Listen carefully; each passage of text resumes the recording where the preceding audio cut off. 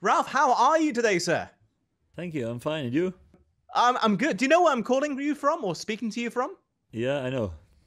From far Malaysia. away. From Very far Malaysia, I away. know. Yeah. Malaysia. I I've know never been there, but it should be nice, I think. it's very consistent weather. So if you like sun, if you like humidity, you'll love it here. Yeah. Well, it's not so really my preferred temperature I like to have. Well, I can tell you that the humidity will help if you ever have a preseason here. Your players will be ultra fit, having to run That's in the right. atmosphere here. Let's get straight into talking about your side. I had Matt Letitia on with me on the weekend covering the matches, including your game, and we talked extensively about James Ward-Prowse. Now, Matt said, watching him up close, he got the same feeling as when he watched David Beckham in England training when it comes to free kicks.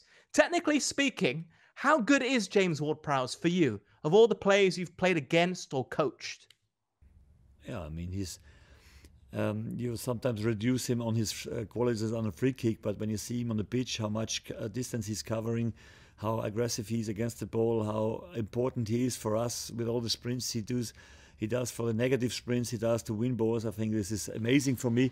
And he's a real captain of the team in a moment, not with speaking in the dressing room, but with showing on the pitch that he wants to be a leader. And and in the end, the top is then that he scores with his set pieces. That is amazing. Also, the corners and the free kicks from the side are fantastic. So yeah, I think if he would play in a bigger team like we are, I think he would be on the same level like David Beckham, definitely. Huge accolade for him. But I like what you're saying there, leading by example on the pitch. Is that what you look for in all of the players that you scout or you currently manage? Yeah, I think when you know me as a manager and you see my history, I always liked to have players. They are not talking too much, but take this breath for running on the pitch, and that helps you more to win games.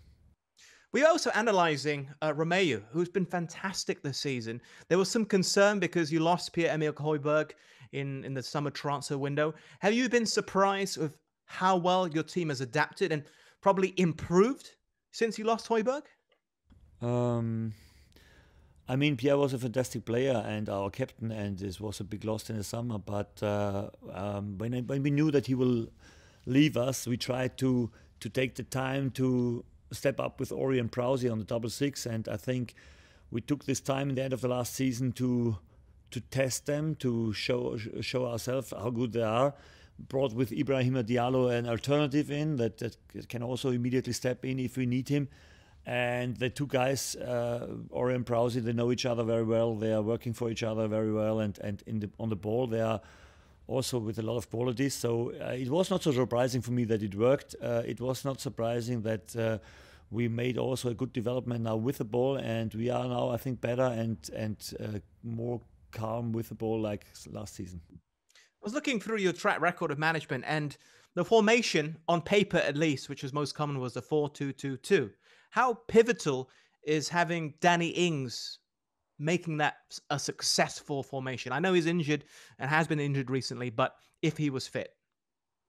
Yeah, I mean, he's an important player for us because around the box, I don't see a lot of better strikers around in the Premier League. So he definitely has a fantastic finish. And as soon as we played in this shape, it was easier for him because we bring him more often in the position where he can score.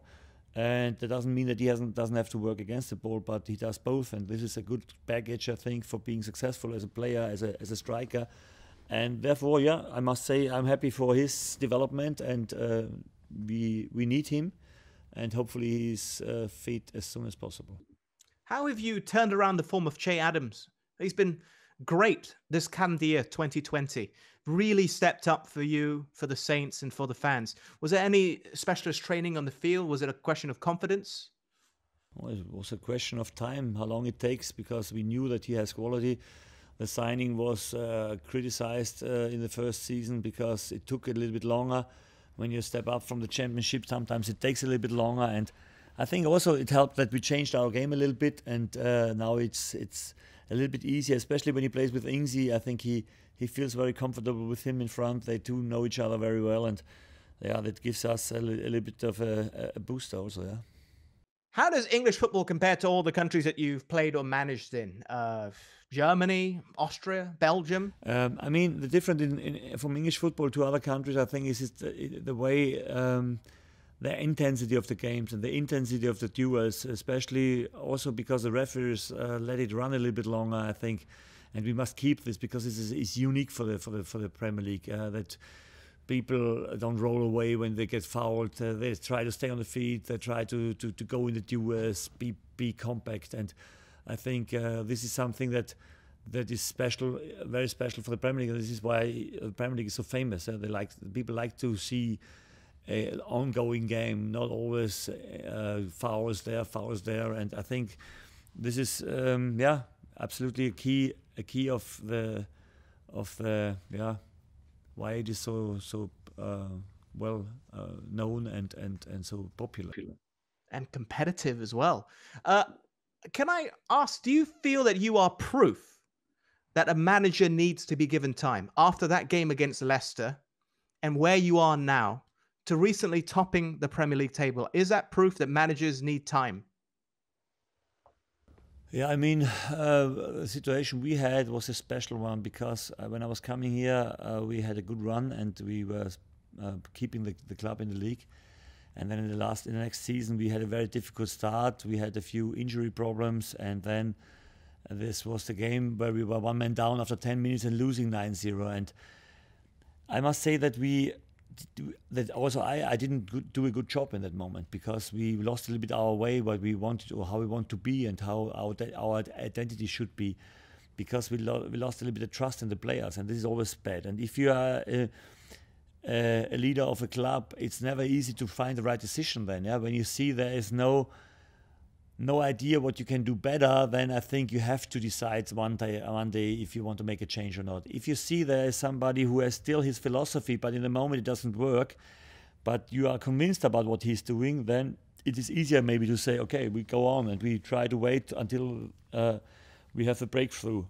And this was more, I think, the situation we have been in. But I said to Martin at that time, if the results are not coming, you have to do something, because then you have to do everything that the club stays in the league. But it was good that we then had the chance to turn it around, and now you can say yes, it was a fantastic decision from Martin, and I'm very happy that he was absolutely more convinced about me than I was myself at that moment, to be honest. Amazing to hear that. How do you unwind away from football? What do you like to do? Yeah, when I see Jordan sitting here, I like to play golf, also with him sometimes. Yeah, I have a lot of hobbies. Now the winter comes. When I would be in Austria, I would like to go skiing, but I cannot because we play here. And yeah, sometimes now it ends up in playing the piano in the evening. This is what I like to do.